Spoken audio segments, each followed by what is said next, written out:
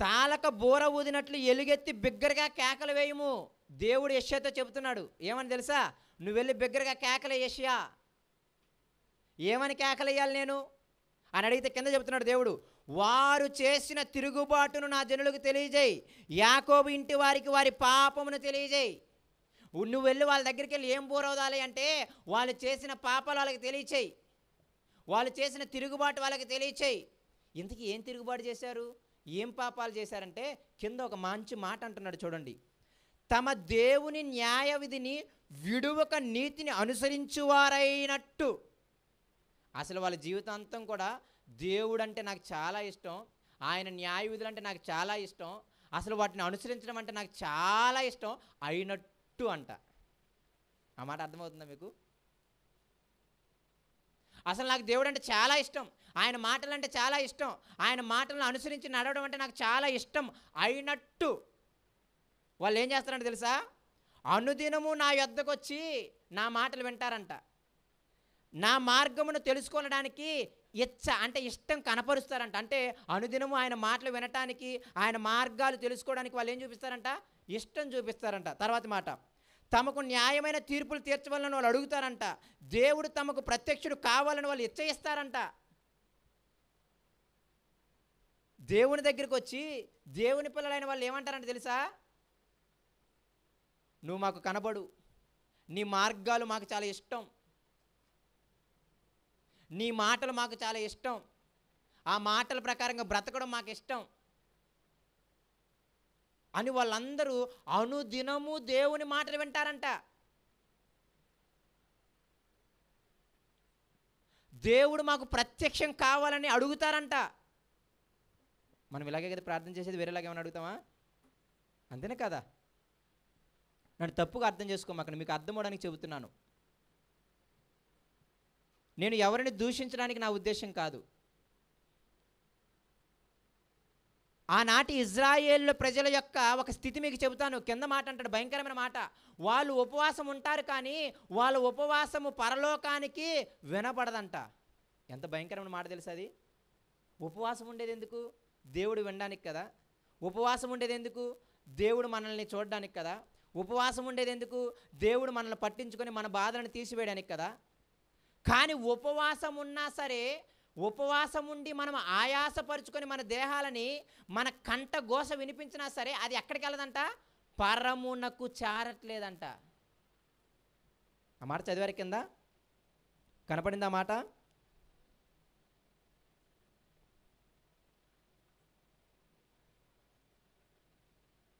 కనపడలేదా? 4వ వచనం, మీ కంఠధ్వని, 4వ వచనం 2వ మాట, మీ కంఠధ్వని పరమున వినబడినట్లుగా మీరు ఇప్పుడు ఉపవాసం ఉండరు. మీరు ఉపవాసం ఉంటారు కానీ మీ ఉపవాసం పరలోకంలో ఉన్న తండ్రికి వినబడేలా మాత్రం ఉండదంట.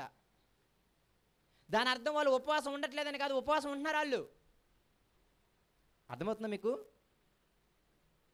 వాళ్ళు ఉపవాసం ఉంటున్నారంట కానీ ఆ ఉపవాసం మాత్రము పరలోకంలో ఉన్న దేవునికి మాత్రం వినబడట్లేదంట.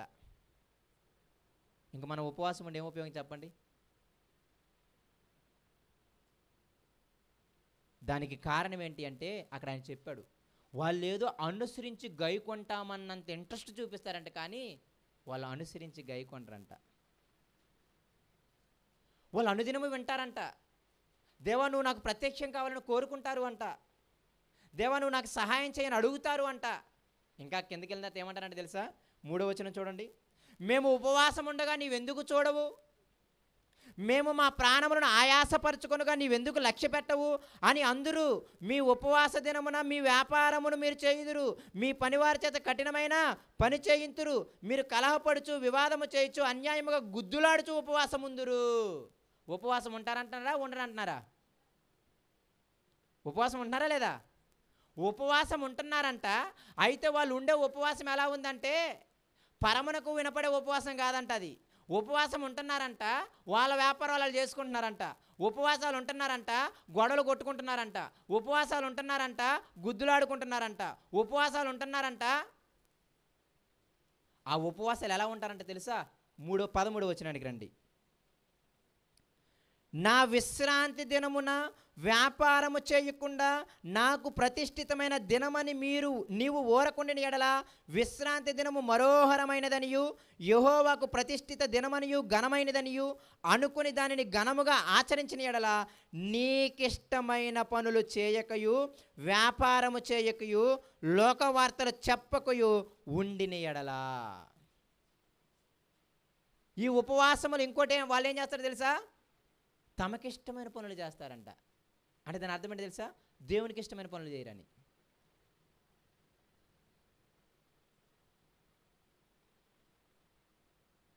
దేవుని దగ్గరికి వచ్చి మేము ఉపవాసం ఉండి ఇదిగో మేము దుఃఖపరుచుకొని మా శరీరాల్ని మా ప్రాణాలని ఆయాసపరుచుకొని ఇంత గోనె పట్ట కట్టుకొని బూడిద రాసుకొని మా పనులన్నీ ఆపేసుకొని నీకు ప్రార్థన చేస్తుంటే నువ్వెందుకు మా మాట విన్నావు అన్నది వాళ్ళ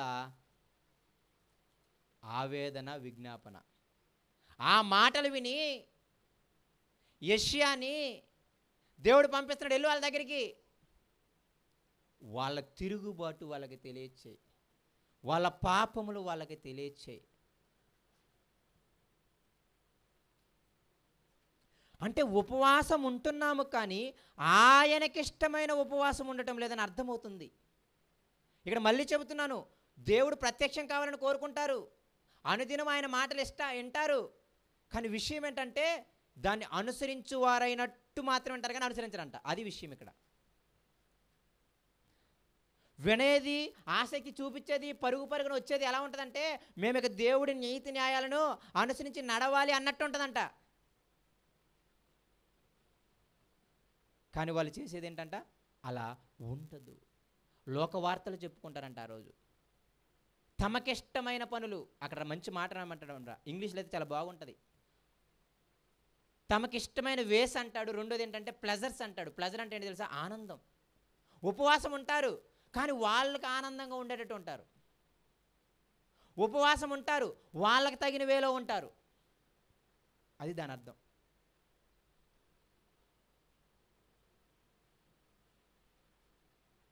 ఉపవాసము దేవుణ్ణి కదిలించేది ప్రియమైన దేవుని పిల్లలారా. కానీ ఉపవాసము తినకుండా ఉండటము, అందులో శక్తి ఏమీ లేదు.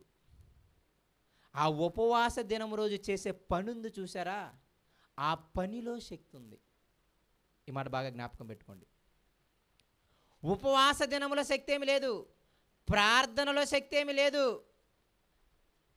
ప్రార్థన చేసే వ్యక్తి ఉన్నాడే, ఆ వ్యక్తిలో శక్తి ఉంది. లేకపోతే ప్రార్థన విగ్రహారాధన అవుతుంది. వాక్యంలో శక్తి లేదు. ఈ వాక్యము వెనకున్న దేవుడు ఉన్నాడే, ఆయనలో శక్తి ఉంది. లేకపోతే వాక్యం మీకు విగ్రహం అవుతుంది.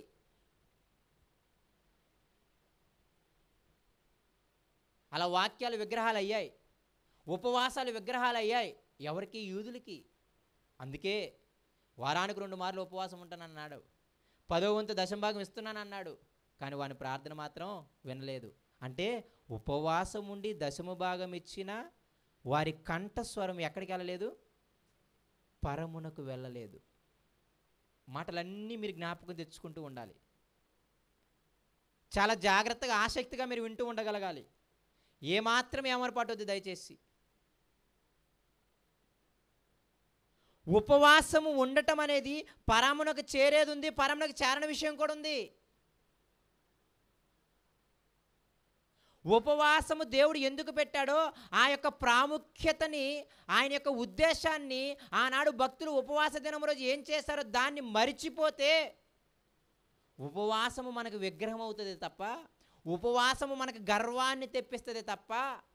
అప్పుడప్పుడు అంటుంటారు, ఆమె మంచి ప్రార్థనాపరురాలండి, నేను మంచి ప్రార్థనాపరురాలండి, నేను మంచి వాక్యాన్ని చెప్పేవాడినండి.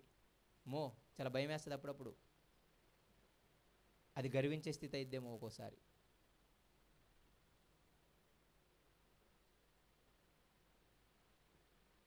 అసలు ప్రారంభములో ఉపవాసం అనేది అసలు దేవుడు ఎందుకు పెట్టాడు, దాని వెనక ఆయన ఉద్దేశం ఏంటి, అసలు ఆ రోజు మనం చేయాల్సింది ఏంటి, ఎలా చేస్తే దేవుడు మనకి ఏం సహాయం చేస్తాడు, ఎలా చేస్తే దేవుడు మనకి ప్రత్యక్షమవుతాడు, ఎలా చేస్తే దేవుడు మనకి సహాయం చేస్తాడు, ఇవన్నీ తెలుసుకోకపోతే చాలా ఇబ్బంది పడతాం ప్రియమైన దేవుని పిల్లలారా. ఎందుకంటున్నానంటే ఈ మాట, చాలామంది ఉపవాసం ఉంటారు. ఉపవాసం ఉన్న వాళ్ళకంటే వాళ్ళే మంచోళ్ళు, కానీ సరైన విధానంలో ఉంటే వాళ్ళకి ఎంత ఆశీర్వాదమో. అది మాత్రమే నా ఉద్దేశం. ఉపవాసం ఉండే వాళ్ళని దూషించడం నా ఉద్దేశం కాదు. నేను మళ్ళీ చెప్తున్నా, ఉపవాసం చేయని వాళ్ళకంటే కూడా ఉపవాసం చేస్తూ వాళ్ళు తెలియని స్థితిలో చేసినా సరే వాళ్ళే గొప్పోళ్ళు. ఈ మాట బాగా జ్ఞాపకం పెట్టుకోండి. ఉపవాసం చేస్తూ వాళ్ళకు కొంచెం తెలియని స్థితిలో చేసినా సరే వాళ్ళే గొప్పలు, ఉపవాసం చేయకుండా ఉండేవాళ్ళు మాత్రం.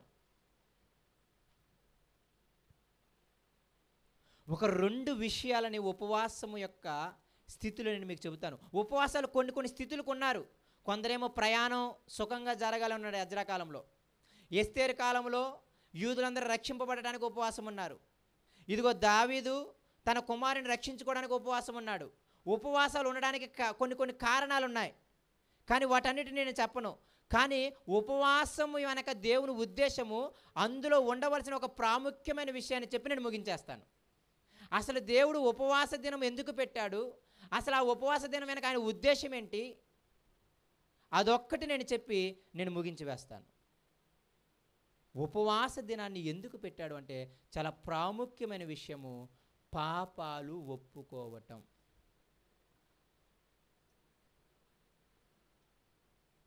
పాపాలు ఒప్పుకొని, పాపాలను ఒప్పుకున్న తర్వాత ఆ పాపాల నుండి నిన్ను నన్ను పవిత్రపరుచుకోవడానికి ఉపవాస దినం పెట్టాడు. ఈ మాట బాగా జ్ఞాపకం పెట్టుకోండి.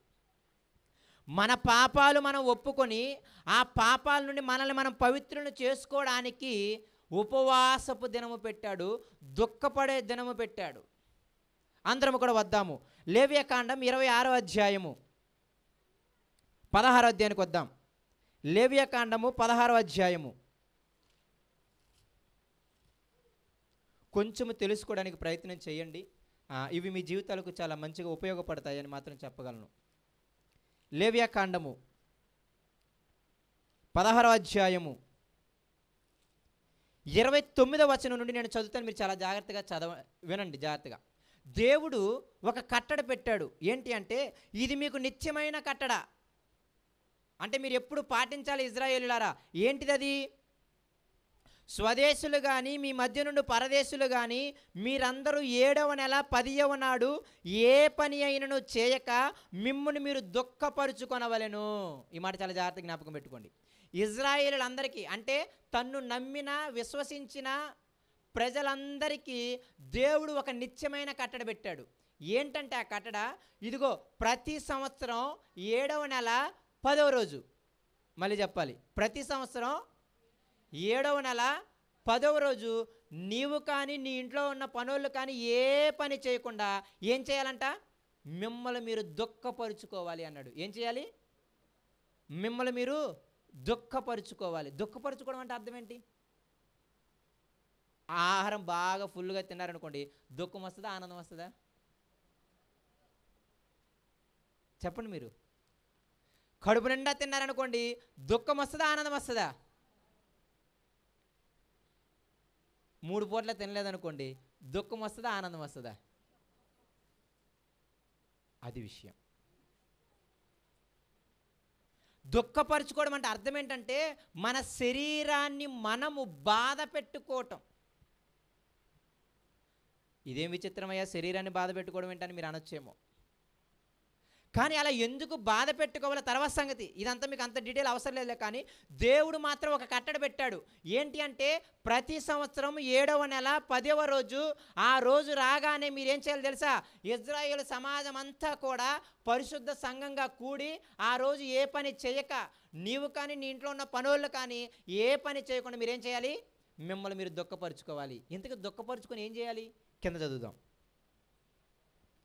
ఏలయనగా మీరు యెహోవా సన్నిధిని, 30వ వచనము, మీ సమస్త పాపముల నుండి పవిత్రులగునట్లు ఆ దినమున మిమ్మును పవిత్రపరచునట్లు మీ నిమిత్తము ప్రాయశ్చిత్తము చేయబడెను.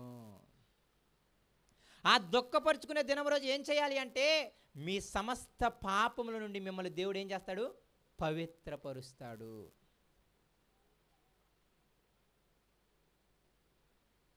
అది ఏ రోజు? పాపాలకి ప్రాయశ్చిత్తము కలిగే దినం. కిందకి వెళ్దాం ఇంకా. అది మీకు ఎటువంటిది? మహావిశ్రాంతి దినం. ఆదివారం ఆదివారం కూడుకునే, క్షమించండి, శనివారం శనివారం కూడుకునే విశ్రాంతి దినంలా కాదు అది. వారి కాలంలో మీరు శనివారం శనివారం పరిశుద్ధ సంఘంగా కూడుకుంటారే, అది ఓన్లీ విశ్రాంతి దినమే. కానీ ఈ 7వ నెల 10వ తారీఖు వచ్చేది మాత్రం మహావిశ్రాంతి దినం. అంటే అర్థం ఏంటి ఉద్దేశం? కొంచెం ఏదో ప్రాముఖ్యత ఉందని, అంతేనే కదా? అంటే మీరందరూ దుఃఖపరుచుకోవలసిన దినం ఉంది. ఆ దినము చాలా ప్రాముఖ్యమైన దినం. అది మీ అందరికీ నిత్యమైన కట్టడ. ఆ రోజు మీరు ఏం చేయాలి అంటే, మీ పాపములను ఒప్పుకొని, మీ పాపముల నుండి మీరు ఏం చేయాలి? పవిత్రులగాలి. ఆ రోజు ఏంటి అంటే పాపానికి ప్రాయశ్చిత్తార్థపు రోజు. కిందకి చదువుదాం ఇంకా. 31 వచనం. అది మీకు మహావిశ్రాంతి దినము, మిమ్మును మీరు ఏం చేయాలి? దుఃఖపరచుకొనవలెను. ఇది నిత్యమైన కట్టడ. ఎవరు తన తండ్రికి మారుగా యాజకుడు ఒకటే అభిషేకం పొంది ఉన్నాడో, అంటే ఇక్కడ యాజకుడు కూడా పాపాలు చేస్తాడుగా. ఆ రోజు ఒకరికి మాత్రమే కాదు పాపాలు ఒప్పుకోవాల్సింది, పాస్టర్ గారు కూడా పాపాలు ఒప్పుకోవాలి. యాజకుడు కూడా ఏం చేయాలంట? పాపాలు ఒప్పుకోవాలంట. అంటే 7వ నెల 10వ రాజు రాగానే ఇజ్రాయేల్ సమాజం అంతా, పాస్టర్ గారు కానీ విశ్వాసులు అందరూ కూడుకుని ఏం చేస్తారు తెలుసా? వారి వారి పాపాలను ఒప్పుకుంటూ ఉంటారు. ఇంకా వెళ్దాం కిందకి. 34 వచనం. సంవత్సరమునకు ఒక్కసారి, 33 వచనం చదువుదాం. మరియు అతడు అతి పరిశుద్ధముగానున్న మందిరమునకు, ప్రత్యక్షపు గుడారమునకు, బలిపీఠమునకు ప్రాయశ్చిత్తము చేయవలెను. మరియు అతడు యాజకుల నిమిత్తమును సమాజము నిమిత్తమును ఏం చేయాలి? ప్రాయశ్చిత్తం చేయాలి. ఆ పాస్టర్ గారు ఉన్నారే, ఆ యాజకుడు ఉన్నాడే, తన నిమిత్తము చేయాలి, తన పాపాల నిమిత్తం చేయాలి, జనసమూహం యొక్క పాపాల నిమిత్తం కూడా ప్రాయశ్చిత్తం చేయాలి. తర్వాతి మాట 34 వచనము. సంవత్సరమునకు ఒకసారి ఇజ్రాయేలీల సమస్త పాపములను బట్టి వారి నిమిత్తము ప్రాయశ్చిత్తము చేయుటకు ఇది మీకు నిత్యమైన కట్టడ. సంవత్సరానికి ఒక్కసారి మాత్రం ఇది మీకు నిత్యమైన కట్టడ అన్నాడు. లేవియకాండం 26వ అధ్యాయానికి వెళ్ళి చదవండి మళ్ళీ. ఇది 16వ అధ్యాయం కదా, 26వ అధ్యాయం కూడా ఇదే సందర్భం ఉంటుంది. అక్కడ ఏమంటాడు తెలుసా? ఎవరైనా కానీ ఆ మహావిశ్రాంతి దినం రోజు కానీ పని చేసుకోవడానికి కానీ వెళితే వాళ్ళని రాళ్ళతో కొట్టి చంపేయమంటాడు. ఇది చాలా సీరియస్ కట్టడ కూడా. ఆ మాట కూడా చూడండి, 26వ అధ్యాయము.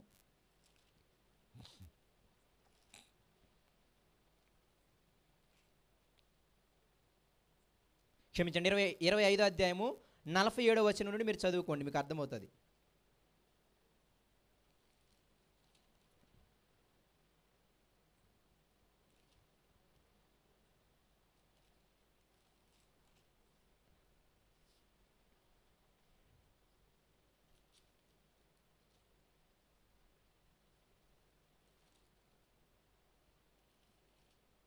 అందరూ క్షమించండి, 23వ అధ్యాయం 26వ వచనం.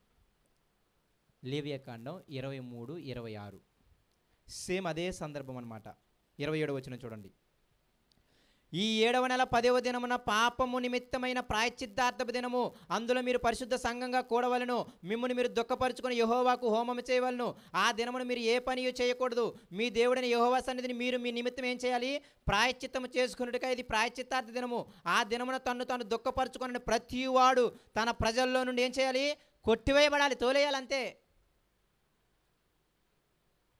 ఎందుకు ఈ మాట మీకు జ్ఞాపకం చేస్తున్నాను అంటే, ఈ దుఃఖపరుచుకునే దినమే రాను రాను ఉపవాస దినముగా మారింది. అందుకే ఇందాక మీకు చదివిన సందర్భం గుర్తుందా? మేము ఉపవాసం ఉండగా నువ్వు ఎందుకనవు, మా శరీరములను మా ప్రాణములను ఆయాసపరుచుకొనగా నువ్వు ఎందుకనవు, గోనె పట్టలు కట్టుకొనగా నువ్వు ఎందుకనవు. అంటే ఈ దుఃఖపరుచుకునే దినము రోజే ఒక పార్ట్ ఏంటంటే ఉపవాసం ఉండటం. ఉపవాసం రోజు దుఃఖపడటం కాదు. దుఃఖపడటం అనేది మహావిశ్రాంతి దినం. ఆ విశ్రాంతి దినములో ఉపవాసం ఉండటం ఒకటి, గోనె పట్ట కట్టుకోవడం ఒకటి, బూడిద పోసుకోవడం ఒకటి. మనమే ఉపవాస దినాన్ని పెద్దది అనుకుంటాం. కాదు. ఒక మనిషి తన్ను తాను దుఃఖపరుచుకోవలసిన దినం ఏంటి అంటే, ఆ దినములో ఒక పార్ట్ మాత్రమే ఉపవాసం. ఒక పార్ట్ గోనె పట్ట కట్టుకోవడం, ఒక పార్ట్ బూడిద పోసుకోవడం. అంతకంటే ముఖ్యమైనది ఏంటి తెలుసా? పాపాలను ఒప్పుకోవటం.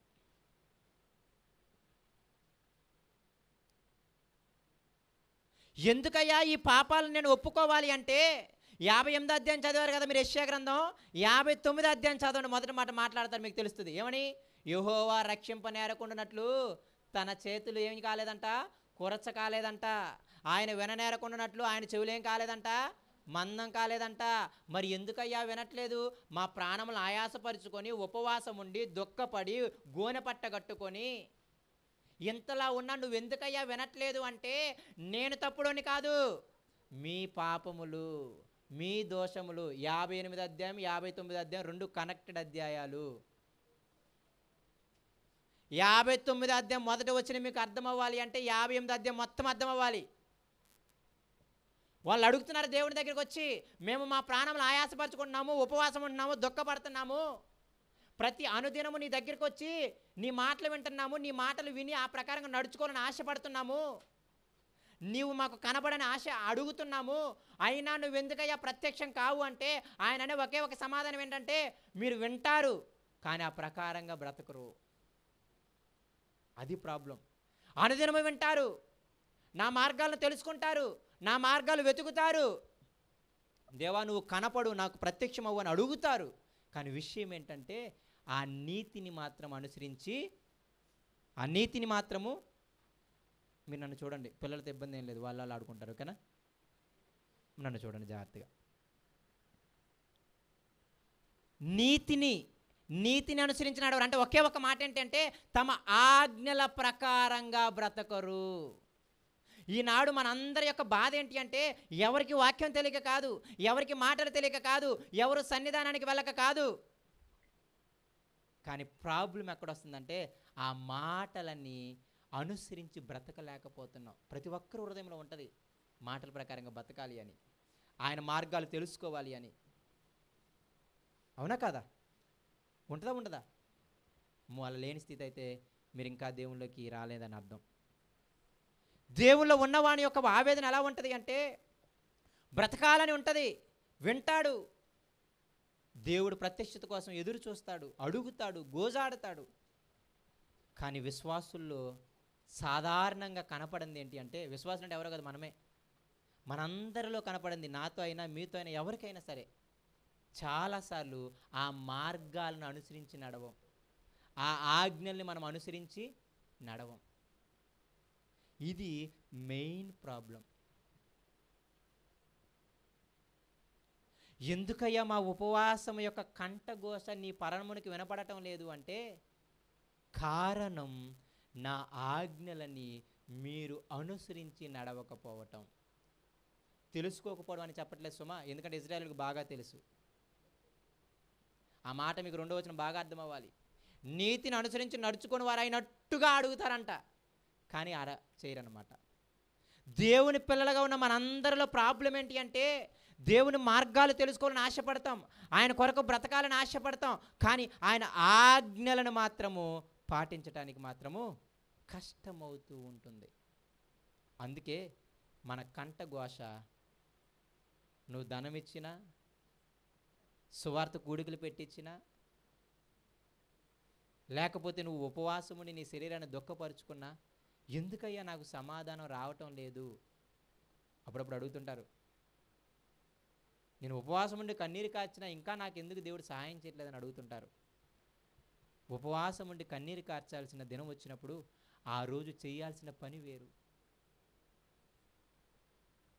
పాపములను ఒప్పుకోవాలి. ఎందుకో తెలుసా? పాపం ఉంటే దేవుడు నీ దగ్గరికి రాడు, నీ ప్రార్థన అంగీకరించాడు. ఎవరికి మేలు చెప్పండి ఆ పాపపు ప్రాయశ్చిత్తార్థ దినం? మన కోసం. దేవుడు తానే ఒక మెట్టి దిగొచ్చి, అరే సంవత్సరానికి ఒకరోజన్నా నా దగ్గరకు వచ్చి, మీ పాపాల నుండి ప్రాయశ్చిత్తం చేసుకోండి, ఒప్పుకోండి, మీ పాపాలను ఒప్పుకొని విడిచిపెట్టండి, మీ దగ్గర పాపం ఉంటే నేను రాలేను, మీ దగ్గర పాపం ఉంటే మీ మనవి నాకు వినపడదు, మీ దగ్గర పాపం ఉంటే మీ ప్రార్థన నాకు కనపడదు, వినపడదు. పాపులు మనం నేనేం చేయను.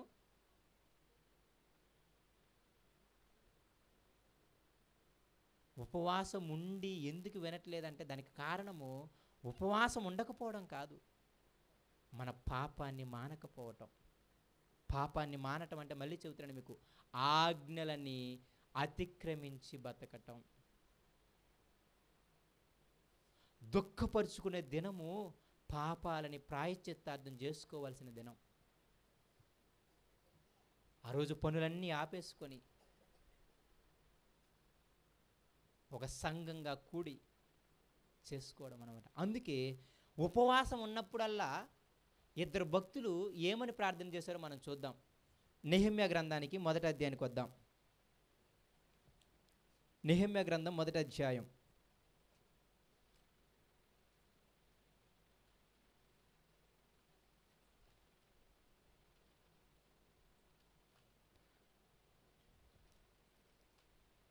అక్కడ నెహెమ్యా గారు ప్రార్థన చేస్తూ ఏం చేస్తాడో చూడండి. మొదటి అధ్యాయము 4వ వచనం చూడండి.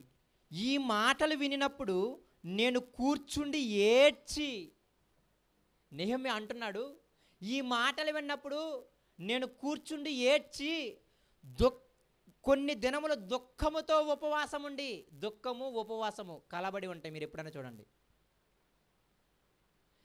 కొన్ని మాటలు విన్నాడంట నెహెమ్యా. ఆ మాటలు విన్నప్పుడు ఆయన ఏం చేశాడంటే తెలుసా? కొన్ని దినములు ఏడ్చి దుఃఖముతో ఉపవాసం ఉన్నాడంట. ఇప్పుడు ఇంకొక ప్రశ్న ఏంటి అంటే, ఏం మాటలు విన్నప్పుడు? తన సహోదరులైన ఆ ఇజ్రాయేలు క్షమించండి, ఆ యెరూషలేము పట్టణం ఉందే, ఆ పట్టణాన్ని నెబుకద్నెజరు రాజు కాల్చివేయటం, వాళ్ళ సహోదరులందరినీ చెరకి తీసుకెళ్ళడం, ముసలా ముతకని అక్కడ వదిలిపెడితే వాళ్ళందరూ బహుశ్రమల పాలవుతున్నారని ఎవరో వచ్చి, ఇదిగో మన సహోదరులు ఆ పట్టణంలో బహుశ్రమల పాలవుతున్నారని చెప్పగానే, శ్రమల పాలు నిందల పాలవుతున్నారని చెప్పగానే అప్పుడు ఆ మాటలు విని, ఇక్కడ ఒక ప్రశ్న మిమ్మల్ని అడుగుతాను. ఎప్పుడన్నా తోటి సహోదరుడు ఆపదలో ఉన్నప్పుడు మీరు ఉపవాసం ఉండి ప్రార్థన చేశారా? ఉపవాస ప్రార్థనలో చాలా ప్రాముఖ్యమైనది అది కూడా. నెహెమ్యా తన సహోదరులు ఆ యెరూషలేము పట్టణమంతా నెబుకద్నెజరు రాజు వచ్చి ఆ పట్టణాన్ని, గుడిని, ప్రాకారాలని కాల్చివేసి యవ్వనస్తుల్ని పడుచోళ్ళందరిని తీసుకెళ్ళిపోయి స్త్రీలను చెరిచివేసి, ఇదిగో ముసలా ముతకని వాళ్ళని తీసుకెళ్ళిన ఏ పనికి ఉపయోగపడరని ఆ పట్టణంలో విడిచిపెడితే, ఆ చుట్టుపక్కల ఉన్న అన్యులు ఉన్నారే వాళ్ళందరూ వాళ్ళని శ్రమల పాలు చేస్తూ నిందల పాలు చేస్తూ ఉంటే ఆ మాటలు విన్నాడంటే ఎవరు? నెహెమ్యా. విన్నప్పుడు ఏం చేశాడంటే తెలుసా? ఉపవాసం ఉన్నాడంట.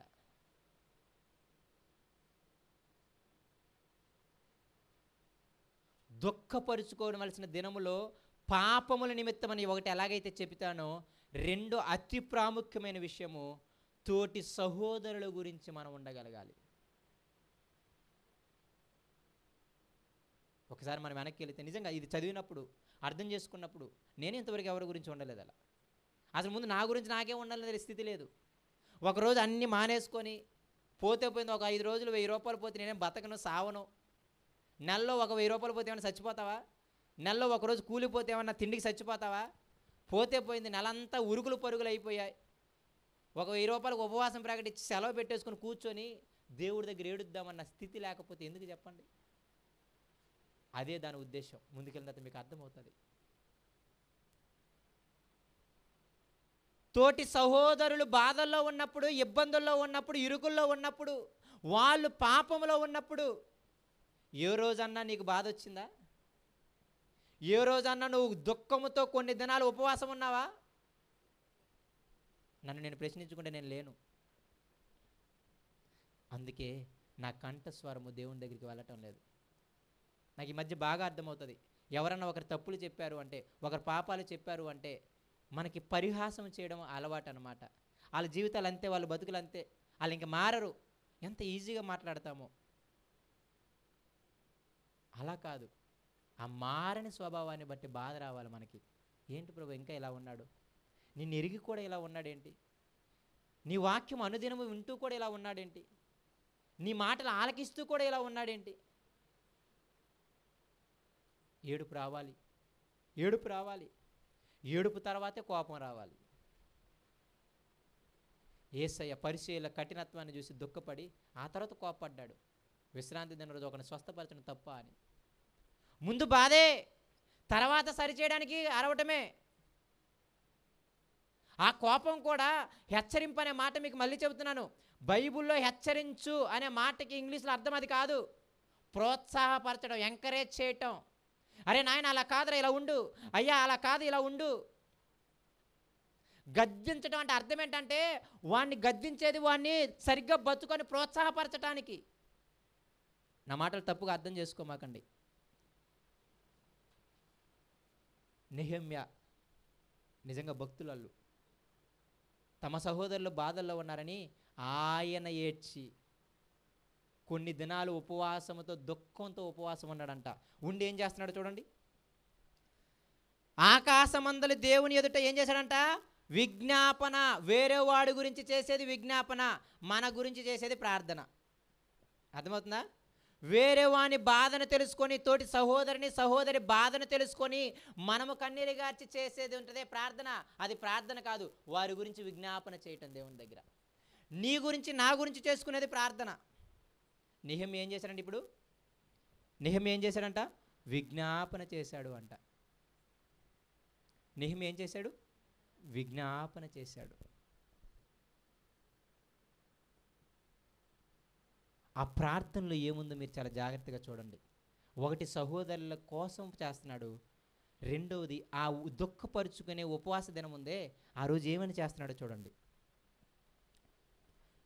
5వ వచనం, ఎట్లా దేవునికి విజ్ఞాపన చేస్తున్నాడు తెలుసా? ఎట్లనగా, ఆకాశమందున్న దేవా యెహోవా, భయంకరుడు అయిన గొప్ప దేవా, నిన్ను ప్రేమించి నీ ఆజ్ఞలను అనుసరించి నడుచు వారిని కటాక్షించి వారితో నిబంధన స్థిరపరచువాడా, చెవియొగ్గి నీ నేత్రములు తెరిచి నీ సన్నిధిని దివారాత్రము నీ దాసులని ఇజ్రాయేలు పక్షముగా నేను చేయు ప్రార్థనను అంగీకరించుము.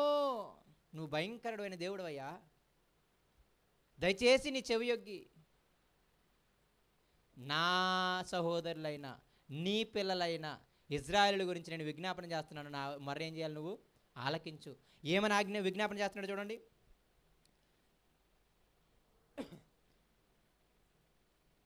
నీ 6వ వచనము, నీ చెవియొగ్గి నీ నేత్రములు తెరచి నీ సన్నిధిని దివారాత్రము నీ దాసులని ఇజ్రాయేలు పక్షముగా నేను చేయి ప్రార్థన అంగీకరించుము. నీకు విరోధముగా పాపము చేసిన ఇజ్రాయేలు కుమారుల దోషమును నేను ఒప్పుకొనుచున్నాను. నేనును నా తండ్రి ఇంటి వారును పాపము చేసి ఉన్నాము. నీ ఎదుట బహు అసహ్యముగా ప్రవర్తించితిమి. నీ సేవకుడైన మోషే చేత నీవు నిర్ణయించిన ఆజ్ఞలనైనను కట్టడలనైనను విధులనైనను మేము గైకొనకపోతిమి. చూసారా ఏమొచ్చిందో?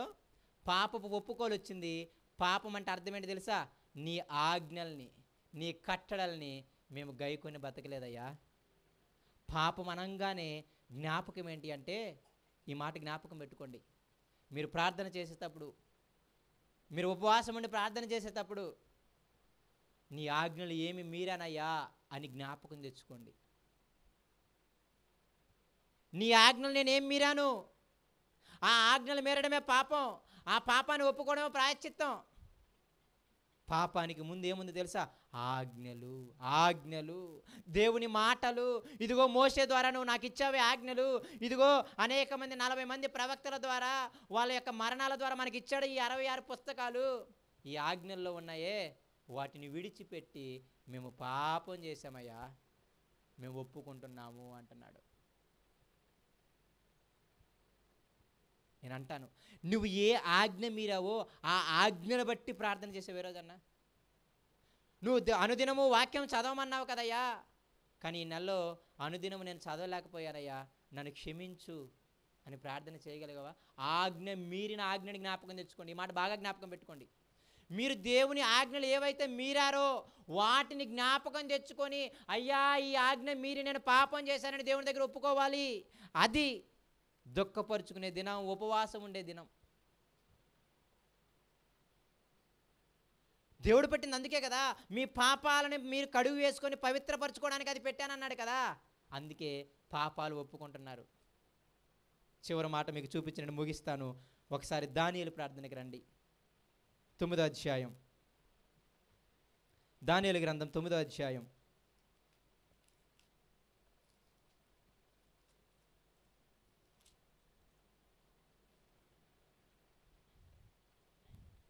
మూడవ వచనము, అంతటా నేను గోనె పట్ట కట్టుకొని ధూళి తలపైన వేసుకొని ఉపవాసం ఉండి ప్రార్థన విజ్ఞాపనలు చేయుటకై ప్రభువగు దేవుని ఎదుట నా మనసుని ఏం చేశాను, నిబ్బరము చేసుకున్నాను. దానియేలు అంటున్నాడు, నేను నా దేవుడిని యెహోవా ఎదుట ప్రార్థన చేసి ఒప్పుకొన్నదేమనగా, నేను నా దేవుడిని యెహోవా ఎదుట ఏం చేసి ప్రార్థన చేసి, ఎలా ప్రార్థన చేసి, ఉపవాసం ఉండి గోనె పట్ట కట్టుకొని బూడిద రాసుకొని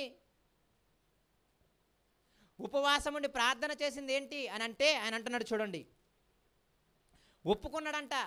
ఏమని? ప్రభువా మహాత్యము కలిగిన బేకరుడవగు దేవా. అబ్బా, నెహెమ్యా దానియేలు యాస్టీజ్ మాటలు వాడారు. భక్తులు ఎప్పుడు దేవుని మాటలు అనుసరిస్తారు, ఆయన ఉద్దేశాలు అనుసరిస్తారు. ఆయన భయంకరుడు అనే దేవాన్ని స్టార్ట్ చేశాడు, ఈయన బేకరుడవగు దేవాన్ని స్టార్ట్ చేశాడు. తర్వాతి మాట,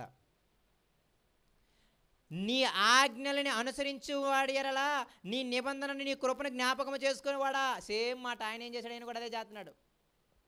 మేమైతే నీ దాసులకు ప్రవక్తలు నీ నామమును బట్టి మా రాజులకును మా అధిపతులకును మా పితరులకును యోదయ దేశ జనులందరికీ చెప్పిన మాటలను ఆలకింపక నీ ఆజ్ఞలను నీ విధులను అనుసరించుట మాని పాపులమును దుష్టులమునై చెడుతనమునందు ప్రవర్తించుతూ తిరుగుబాటు చేసిన వారమైతిమి.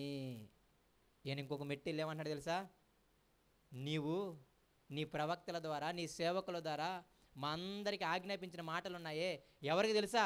మా రాజులకు నువ్వు చెప్పావు, మా అధిపతులకు నువ్వు చెప్పావు, దేశ నివాసులందరికీ నువ్వు చెప్పావు, మా పితరులకు కూడా నువ్వు చెప్పావు. చూసారా మాటలు ఏమంటున్నాడు? మా రాజులకు చెప్పారు ప్రవక్తలు వచ్చి, మా అధిపతులకు చెప్పారు ప్రవక్తలు వచ్చి, మా పితరులకు కూడా చెప్పారు ప్రవక్తలు వచ్చి, మాకు కూడా చెప్పారు ప్రవక్తలు వచ్చి. కానీ మేమందరం ఏం చేసాం తెలుసా? నీ ఆజ్ఞలను నీ కట్టడలను అనుసరించి నడవక పాపులమును దుష్టులమును ద్రోహులమై ఉన్నామని ఒప్పుకుంటున్నారు అంట. దానియేలు చేసే ప్రార్థన అది. ఉపవాసం ఉన్న చోట పాపపు ఒప్పుకోలు ఉంటుంది. ఉపవాసం ఉన్న చోట ఈ ఆజ్ఞ మీరనయ్యా నన్ను క్షమించు అనే ఒప్పుకోలు ఉంటుంది. ఉపవాసం ఉన్న చోట తోటి సహోదరుడు లోపాలు చూసినప్పుడు వాని విషయమై నువ్వు గోనె పట్ట కట్టుకొని నువ్వు దుఃఖపడి,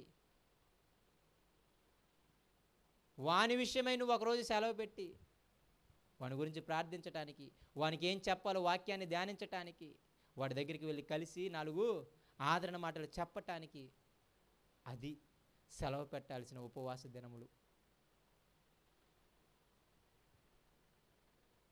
ఈ విధంగా మీరు చదువుకుంటూ వెళ్ళండి ప్రియమైన దేవుని పిల్లారా, ఎంత చక్కగా ఉంటుందో. దుఃఖపరుచుకునే దినం చాలా మంచి ఉద్దేశంతో దేవుడు పెట్టాడు. ఎందుకంటే నేను మళ్ళీ చెబుతున్నాను, ఈనాడున్న కాలంలో అందరము ఎవరి పరుగులు వారివే, ఎవరి ఉరుకులు వారి, ఎవరి సంపాదన వారిదే. సెలవులు పెట్టడానికి అస్సలు లేదు. మళ్ళీ పెడతాం పెళ్ళిళ్ళకి, పేరంటాలకి, చావుదికి.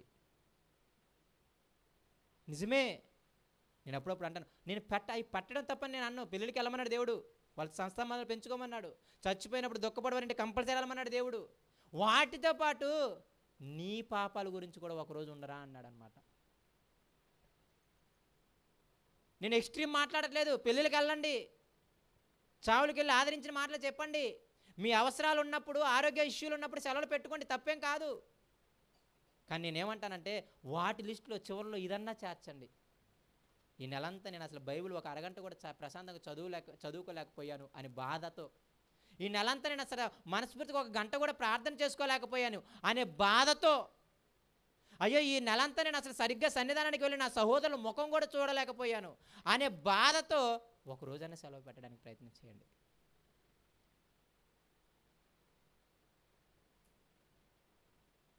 ఉపవాసము, అంటే దగ్గర, వాసం అంటే నివాసం చేయటం, దేవుడికి దగ్గరగా నివాసం చేయటం. నెలంతా బిజీ అయిపోయి దేవునికి దూరంగానే ఉన్నాను. మన జీవితాలకి చాలా ప్రాముఖ్యమైనది ప్రేమ దేవుని పిల్లరా. తిండి తినకుండా ఎందుకు ఉండమంటానంటే, నేను తింటే బైబిల్ చదవలేవు. ఉపవాస దిన రోజు మీకు ఓన్లీ ప్రార్థన గురించి, పాపాల గురించి చెప్పాను, కానీ ఉపవాస దిన రోజు వాక్యాన్ని ధ్యానించారు. ఈనాడు చాలామంది మిస్ అయ్యేది అదే. రోజంతా సెలవు పెట్టి రోజంతా ఏడుతూనే ఉంటామేంటి? ఏ ఆజ్ఞ మీరావో ఆజ్ఞలు చదవాలిగా. నీకు నాకు తెలియాలంటే ఆజ్ఞలు వినాలి కదా. నేను అప్పుడప్పుడు అంటాను, ఏది చేసినా బ్యాలెన్స్ చేయండి. మీకు రోజుకు ఒక గంట ఉందనుకోండి, అరగంట వాక్యం చదవండి, అరగంట ప్రార్థన చేయండి. ఒకరోజు మీరు సెలవు పెట్టారనుకోండి, ఒక పూట అంతా ప్రార్థన చేయండి, ఒక పూట అంతా వాక్యం చదవండి. కానీ నేను ఈ రోజు వరకు చెప్పగలిగింది ఏంటి అంటే, ఈ ఒక్క మాటే చెప్పగలను. నేనేమంటాను అంటే, ఉపవాసం చాలా మంచిది. ఒక సేవకుడు మంచిగా అంటాడు, ఆహారానికి ఉపవాసం, నిద్రకు ఉపవాసం, ధనాపేక్షకు ఉపవాసం. ఏటేటికి? ఆహారానికి, నిద్రకి, సంపాదనకి, వీటన్నిటికీ ఉపవాసాలు చేయాలి మనం. ఆహారం ఒక్కటే కాదు, ఆహారం చాలా ప్రాముఖ్యమైనది.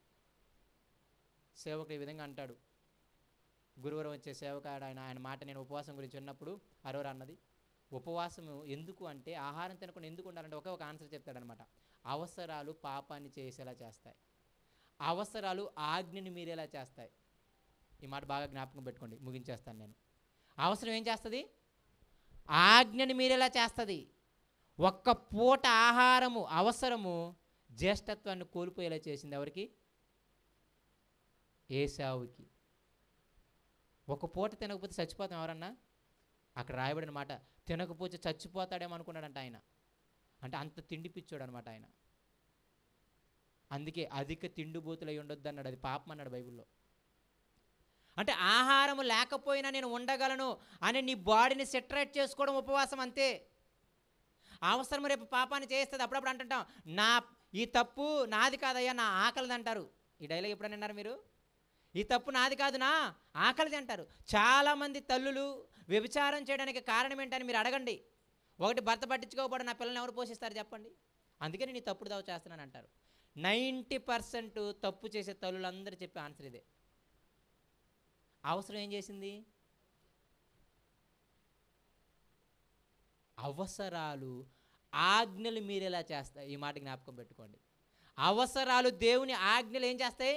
మీరెలా చేస్తాయి? పాపం చేసేలా చేస్తాయి.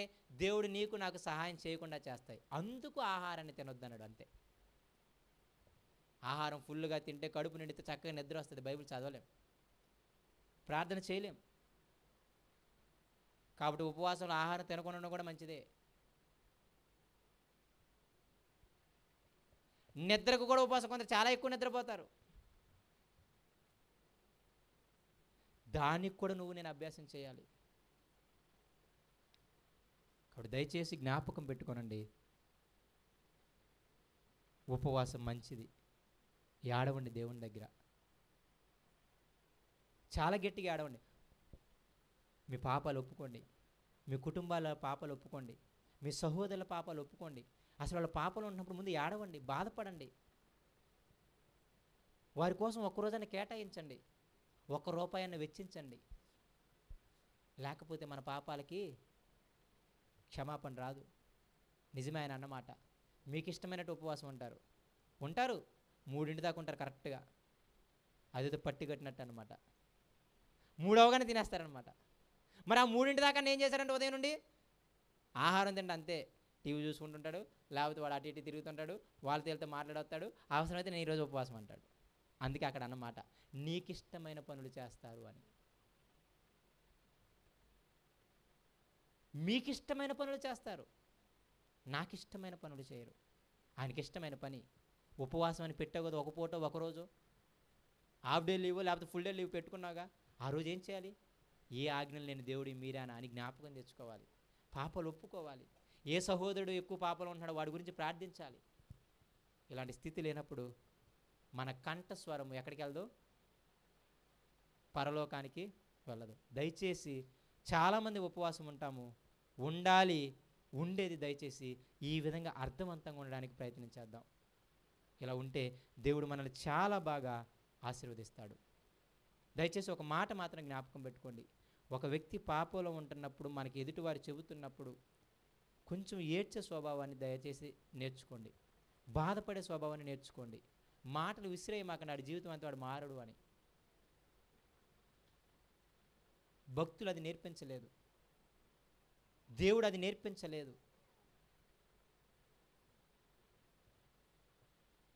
దేవుడు చిన్న మాటలు దీవించిన గాక. కళ్ళు మూసుకుంటే ప్రార్థన చేసుకుందాం. పరిశుద్ధుడా, ప్రేమ కలిగిన మా తండ్రి, దేవా, దుఃఖపరుచుకోవడం వెనక, ఉపవాసం వెనక అర్థము నీ ఆజ్ఞలు మేము ఎక్కడ మీరేమో అని తెలుసుకోవటం, మీ ఆజ్ఞలు మేము ఎక్కడ తండ్రినైనా విడిచిపెట్టామని తెలుసుకొని మా పాపాలను మేము ఒప్పుకొని వాటన్నిటిని విడిచిపెట్టాలని ప్రభువా, నిజంగా తండ్రి